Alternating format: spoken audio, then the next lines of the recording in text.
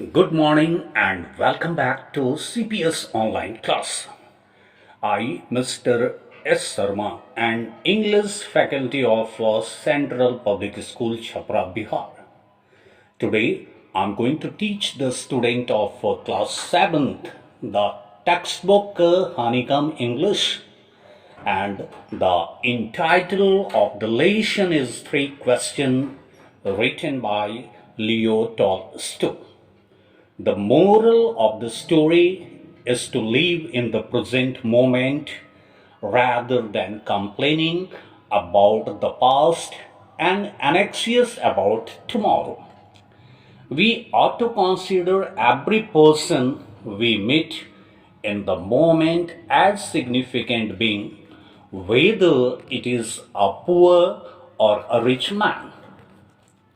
In 3 questions by Leo Tolstoy, we have the theme of wisdom, knowledge, awareness, kindness, forgiveness, and acceptance. The theme of the knowledge is self-evident in the story, for that is exactly what the king is looking for. Now, I'm going to summarize the lesson. On one, there was a king who thought that to be a successful ruler, he must know the answer of the 3 questions. The questions were: what is the right time to begin something? Which people should be listened to?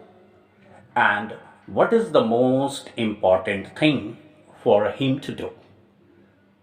The king sent messengers in all directions to find people who could answer this question. Many wise men came, but their answers were all different. For the first question, some of them felt that the king should follow a timetable, where there were others who felt that it is not possible to decide the right time for doing something in advance.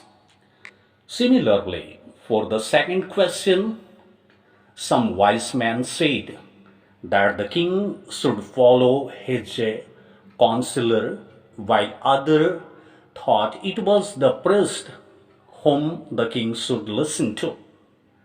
Then there were those who felt that it was the doctor the king should obey, while there were many in favor of soldiers. After that, for the third question, some wise men said science should be of highest priority for the king, while others said religion. The king was not satisfied with this question, this answer, as they were so different from each other. He did not give any reward to anyone and thought to seek consolation of a wise hermit who lived in the jungle.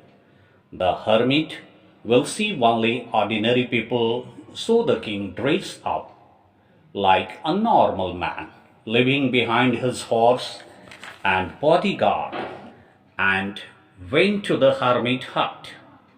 The hermit was an old man and was very busy digging the ground in front of his house.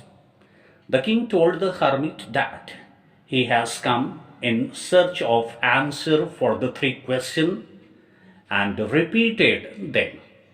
The hermit did not respond and continued digging the ground. Some time passed, and the king, seeing the hermit to be tired, offered his help. The king continued digging the ground till evening. In the evening, the king again requested the hermit to answer his question. But At the moment, someone came running towards the hermit's hut. The king then went to look for the hermit who was sowing seeds in the beds that they have dug the day before. He requested the hermit for the last time to answer his question. To this, the hermit replied that the king has already found the answer. If he would not have pitied hermit's condition the day before, then the man would have attacked him on his way and might have lost his life. So the most important time was when he was digging the bed, and the hermit was the most important man. A man came running towards them with a hand on his wounded stomach.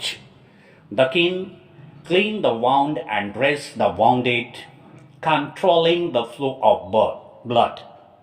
The man felt better and asked for some water. Hermit and the king took the man inside the hut. The man was laying quiet inside the hut, and the tired king too fell asleep on the ground. In the morning, when the king opened his eye, he saw the wounded man asking for forgiveness. The man told the king that he had come to take revenge from him because the king had killed his brother and had taken away all the property. He wanted to kill the king while returning from the hermit's place. But the king's bodyguard found him and wounded him. He would have died if the king would not have helped him. He regretted his thought of killing the king and promised to be his faithful servant. The king was pleased to turn his enemy into a friend. He forgave him and returned all the property.